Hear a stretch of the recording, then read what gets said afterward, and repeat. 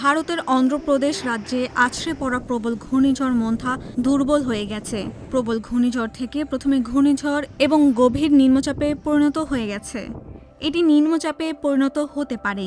এর প্রভাবে বাংলাদেশে যতটা বৃষ্টি হবে বলে মনে করা হয়েছিল তা নাও হতে পারে বলে জানিয়েছেন আবহাওয়াবিদেরা।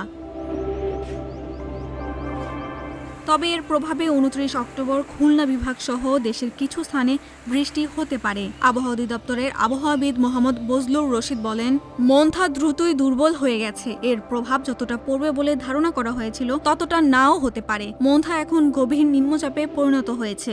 ঘূর্ণিঝড় বা এখানকার গভীর নিম্নচাপের প্রভাব বাংলাদেশের উপকূলে তেমন পড়বে না বলেই মনে হচ্ছে।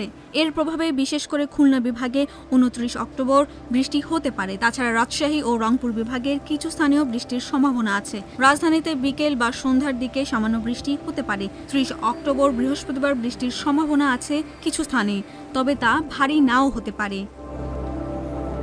ঘূর্ণিঝড় মন্থার কারণে চট্টগ্রাম, কক্সবাজার, মংলা ও পায়রা সমুদ্র বন্দরকে দেওয়া সংকেত নামিয়ে ফেলতে বলা হয়েছে।